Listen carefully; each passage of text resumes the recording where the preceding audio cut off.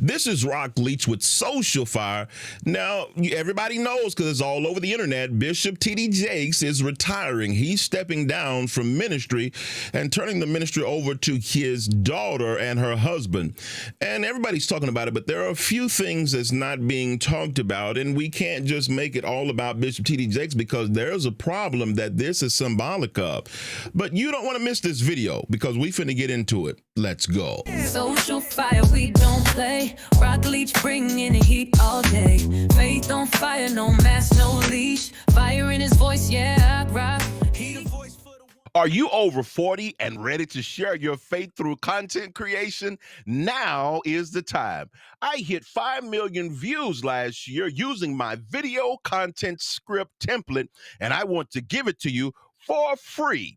It's valued at $2,000 because of its potential, but this season is about purpose, not profit. I believe in giving value, so this game-changing tool is yours at no cost. Click the link in the description or scan the QR code to get started. Let's take your content to the next level. Let's go. Developing story that we're following now. Bishop T.D. Jakes, the leader of Dallas megachurch, the Potter's House, announced today that he will be stepping down. Jakes is a world-renowned pastor. Remember, he suffered a heart attack in front of his congregation last November. Well, this morning, Jakes said that his daughter and son-in-law will now take the lead.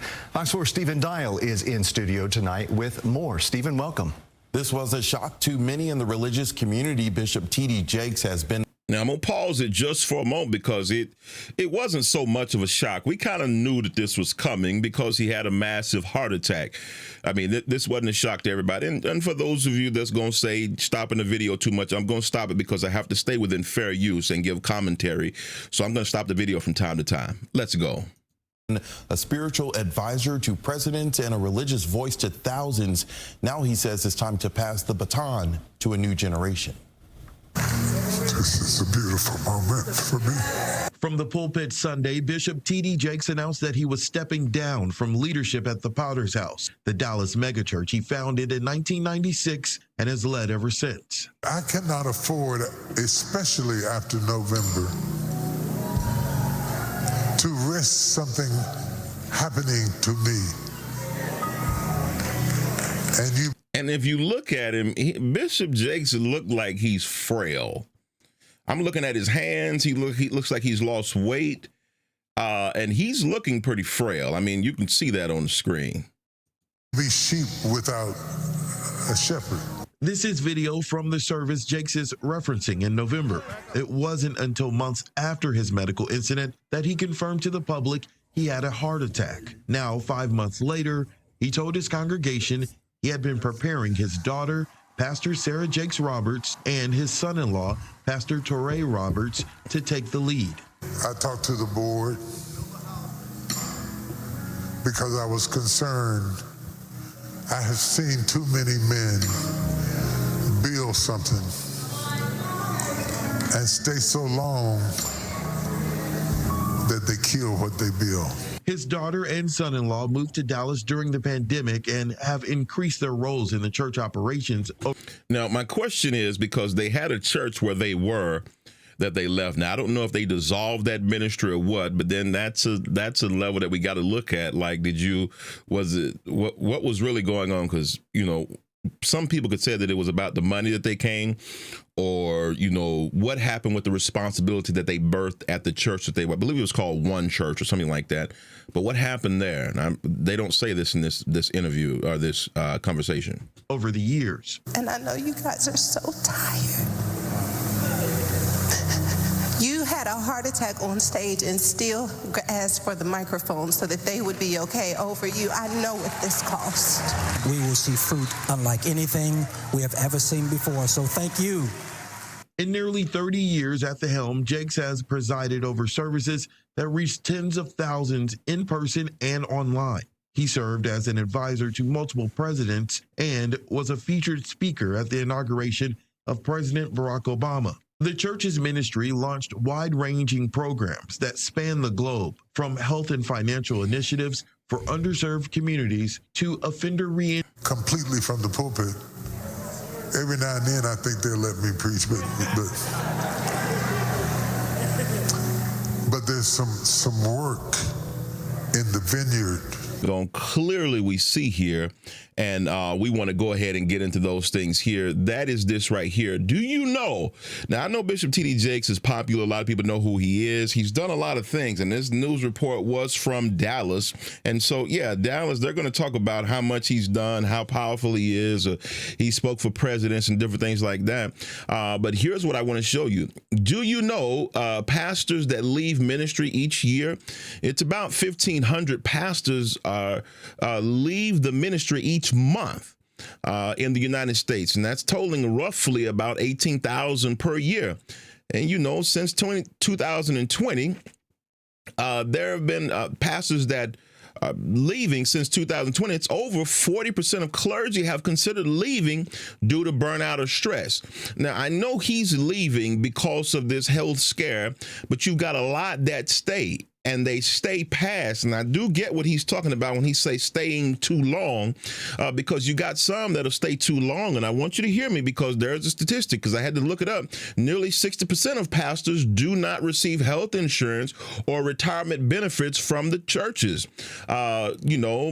From their churches, constituting in financial stress or influencing their decisions to remain.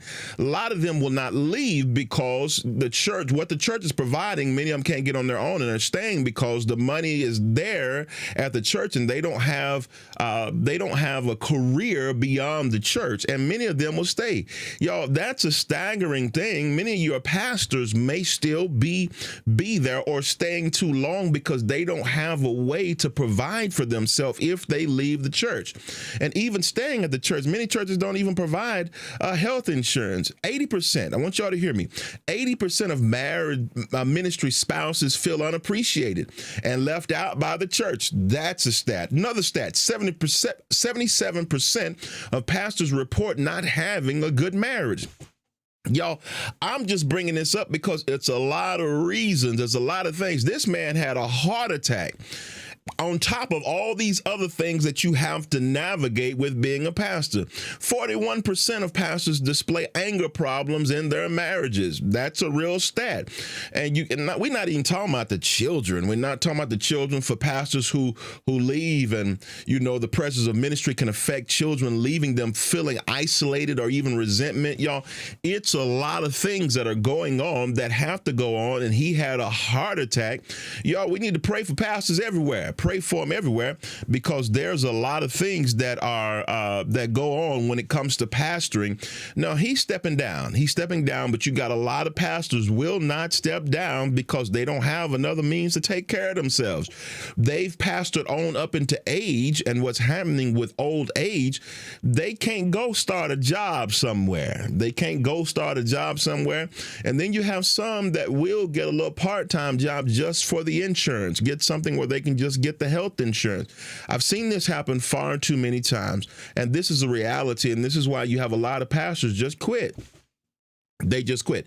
And I'm going to have more of these kind of conversations here, because this is the reality of the world that we're in, because a lot of pastors, through the frustration, through the burnout, they get into these weakened states, and then they end up in some kind of a scandal. And then they end up being a video on Social Fire or several other channels. And we got to talk about the reality of where pastors are, how this is going on, why this is going on.